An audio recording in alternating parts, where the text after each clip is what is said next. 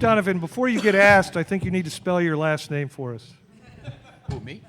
We had your name spelled wrong. Oh, did we? Okay. I thought I'd get it out of the way before you're asked. We'll talk about that after this. But if we could have if we could have an opening statement from Coach Donovan, and then the first questions for the student athletes, please. Well, knew it was going to be a challenging physical basketball game, a low-scoring game, which it was. I was really, really proud of the way these guys came out and responded from our game on Thursday. I thought the difference in the game for us, one, I thought 10 steals, which means there's live ball turnovers, which kind of got us out on the break some. We got some points off turnovers. Even though I thought Pitt did a very good job against the press, I did think the press was effective in terms of just getting the pace of the game going up down the floor.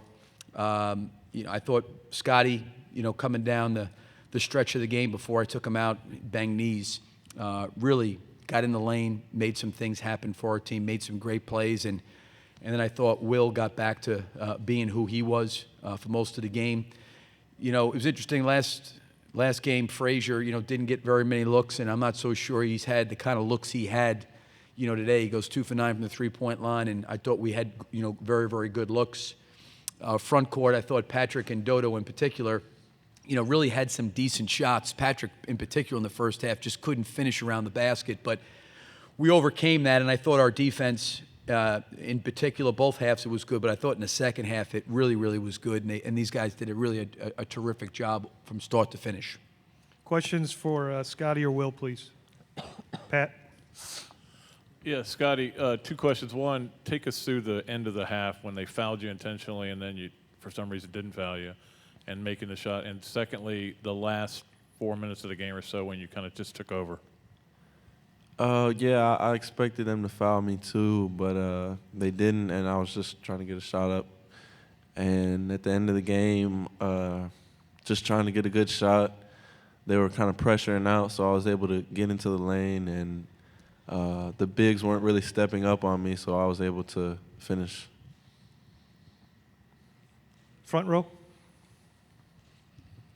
Scotty, could you talk in particular about the left, in the end of the sequence of the game, on the left hand, the shot where you drove in the lane and made the tough one with the left hand? Did you think that one was going in? Yeah, I thought it was going in. It was kind of a weird, I think if I remember what you're talking about, it was kind of a weird finish. I had to twist my body a little bit, but it went in, so. Center aisle on our left? Yes, Scotty, can you talk a little bit about yesterday, how much of this game was won in your preparation and how hard Billy was on you guys? And can you talk about the start of the game? Were you going to let this team come out with less energy than it needed to have? Yeah, Coach was really getting on to us and challenging us and just asking us if that was the team that we wanted to be. In these last couple of games that we have, and we just wanted to come out and not let them play harder than us or not let us play as hard as we can. And I think we did a good job of having our energy up at the start of the game, and we played together on offense and played together on defense. Question on our right about midway back. Will, a long way from Florida Air Academy days, but talk about your aggressiveness tonight. For me, it was one of the more aggressive games that I've seen you play.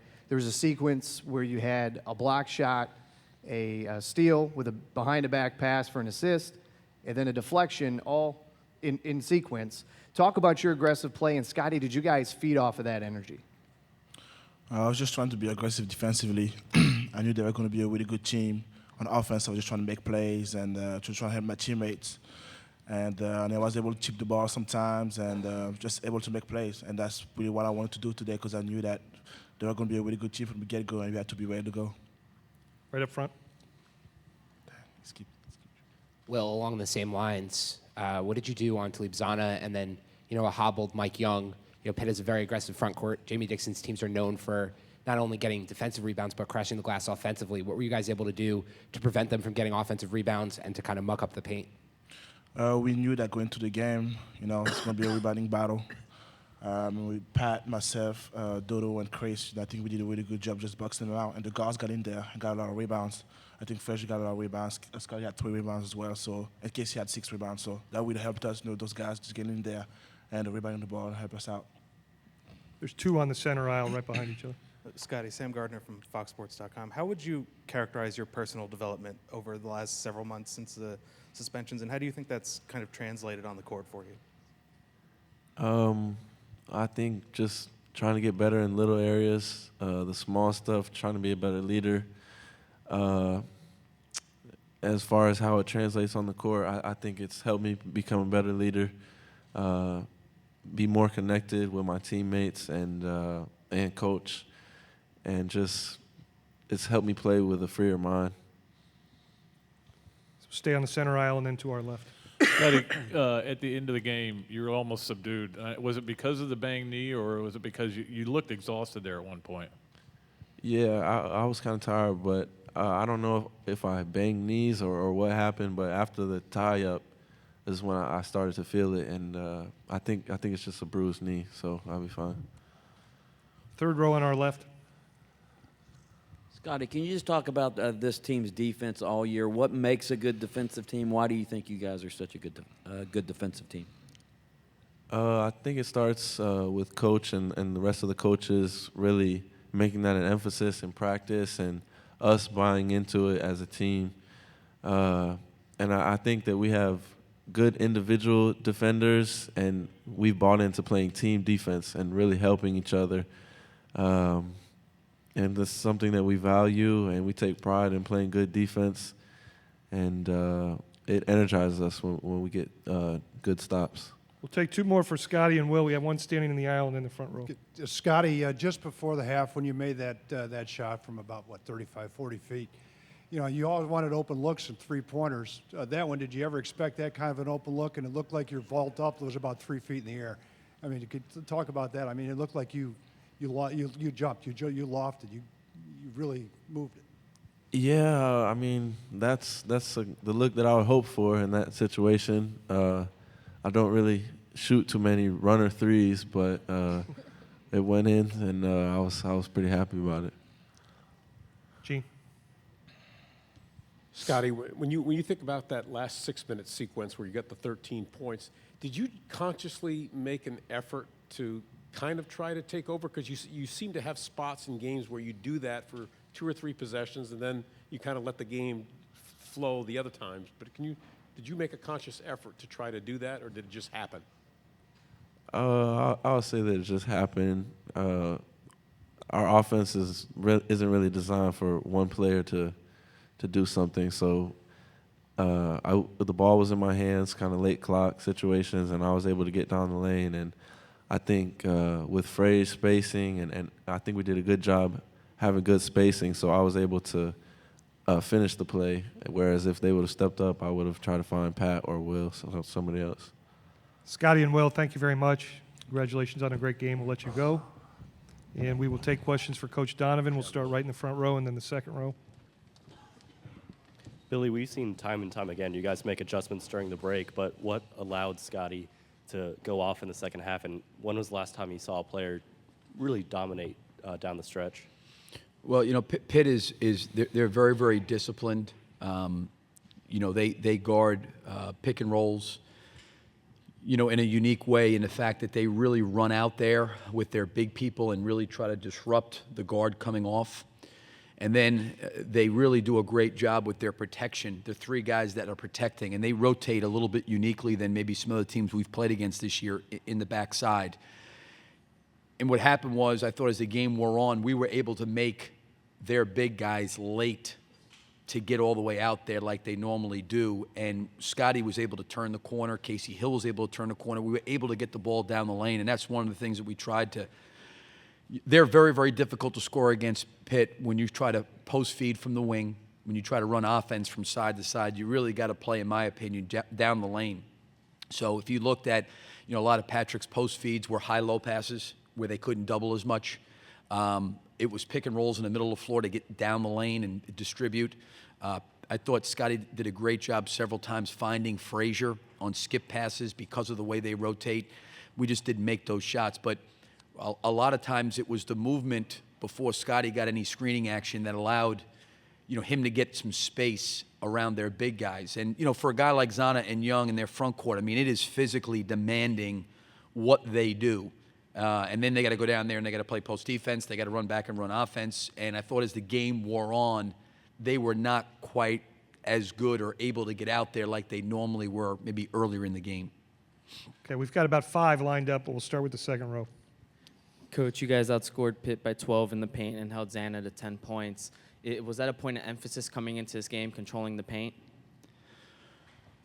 Well, Pitt's a really, really good rebounding team. I'm not so sure that, Zana, in my opinion, is a go-to guy for them offensively. The thing I was impressed with, because obviously I saw Pitt play a little bit during the year. Or actually, I saw him. I think I said this on Thursday when they played against Albany.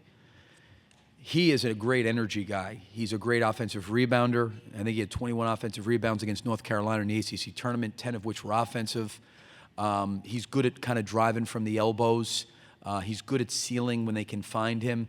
But, Jamie, the way they run their offense with a lot of screening, a lot of motion, a lot of times when he's a screener and you've got Patterson coming off or Wright coming off, he gets a lot of dump down passes. So there wasn't a lot really for him, I didn't think, where they were just post feeding him and just going to him to score. Most of, he's kind of an opportunistic scorer, but he also scores based on offensive rebounding. I thought a big key for us was at least, we out rebounded them and we held them, on the glass. We didn't give up a lot of offensive rebounds. Near the back on our left. Billy, you didn't have Will. You didn't have Will a couple years ago in the tournament, and he was just recovering from an injury last year. How different is this team when he's healthy? It's huge. He's big. And again, he's one of those guys, Andy, that you're going to look down at the stat sheet, and he's probably going to take anywhere from 2 to 5 shots per game. But he just does so many different things in the press. He's such a great cover guy with our defense. He's a great help defender. He's the epitome of a guy that when you look down the stat sheet, it's hard to have a level of appreciation for him. And, for me as a coach, I've always tried to talk to Will about how much I appreciate, because he really impacts winning. I mean, he really impacts the game in a very, very positive way for us. And what he does, is really, really rare. It's hard to find. It's hard to find guys that really kind of hang their hat on being kind of a dirty work guy. And it's hard sometimes because certainly it doesn't give him a lot of headlines. He's not a headline guy, but he really does a lot for our team. Okay, just so you know, we've got a lot of hands up. I'm going to try to get to every one of them. Go ahead in the back center aisle. Coach Donovan, Jason, CBS Sports Radio. With all the talk about the slow starts and letting this lead slip away toward the end, how important was it to start off fast like you did today and solidify the win today? Well, I think getting off to a good start was important, because I think if you look at the way Pitt got off against Colorado, they really, really did a great job defensively, creating turnovers, getting out on the break, and really opened the game up within the first 8 minutes of the start of the game. If you look at them against Carolina in the ACC tournament, they jumped on Carolina, had them down by 19. So I think when you're playing against a good team like Pitt, you want to at least, not that you're going to jump out to that many points, but you don't want to get down 8, 10, 12 points to start the game and then try to play catch-up. And I thought, for the most part in the first half, it was really back and forth. We got up by a few points. They got up by a few points. We got up by 5. Patterson makes a 3, cuts to 2. We get up by 4. It's a 2-point game in the last possession. Scotty throws a tough shot in it at the end of the half. We go up 5. And then we kind of slowly, I thought, built a bigger lead as the game wore on there in the second half. Okay, Gary, and then if you could just send it down to Mike, and then we'll work our way over here. Yeah, Billy. Can you describe yesterday's practice and how you got everyone's attention? And Scotty's a guy you've tried to get the attention of for years. Why do you think it sunk in so well with him? Yeah, I was, I think after the game on Thursday, as a coach, you always want to play to your identity and who you've been and who we've been the whole entire year. I didn't feel like we did that. We didn't play to our identity there, and I was disappointed in that because we really hadn't done that all year long. That's why I was disappointed. And I think it's very, very easy, just to kind of say, okay, hey, win, survive, we move on, everything's okay. I saw things inside of our team that I just did not like. And I say that in a way there was nothing bad, like in terms of bad attitudes or guys having a problem with one another. There was just this frustration, personal expectation, game not going the way they wanted to go, and that's not who we've been. And I just wanted to make sure that they understood that, and we got back to who we were. Yesterday, physically, we didn't do very much at all. I don't think you can do a whole lot. It was a 12 o'clock game today. We found out basically first thing in the morning, late that night, that we were playing at 12:15. There's not a whole lot you can do. But I did, through film and through clips and different things that I saw, tried to bring it to their attention of areas that I thought we needed to improve in. And I think to their credit, they kind of got back to, I don't think any of them disagreed with anything I had to say. And I think that they understood where I was coming from. And hopefully that in some way helped us get prepared for this game. Mike, and then we've got to come to this side. Yeah, Scotty, listen, for me, it's been one of the great experience for me as a coach going through what he and I have gone through together. People get a chance maybe to see him grow as a player. I got a chance to see him grow as a person. It was a struggle and a battle for me because I had to do two things. One, the long suspension for him had more to do with, for me, he needed to regain credibility inside of our team. He had lost all his credibility. So I tried to put him in a situation where he could show his commitment to the rest of those guys. And also, he needed to start to see some things. I think you heard him say it. He had a lack of awareness of how choices and decisions he made affected or impacted other people. And he never understood that. Now, obviously, he served a penalty, and he looked at it like, well, I'm the one being punished. How's that a problem? But, there's younger guys on our team that look up to him. There's younger people that are looking at, how he acts and what he does. And I think he is a kid that, learned some valuable lessons and didn't have a lot of awareness of things today that he has an awareness of maybe earlier on in his career. And I think he realized that I was serious when I told him he needed to transfer and just move on and start fresh somewhere else. And I think once he made that commitment that he wanted to finish out his career here, he wanted to work his way back, he's a guy that loves challenges. And in his own way, what I was presenting in front of him was a real challenge, because I kind of painted a picture that I said, I don't believe you can do it or you will do it. And I said, time will tell. And I think he thrived on that. And it was hard for him. He went through a very, very difficult time because he was separated from our team for so long.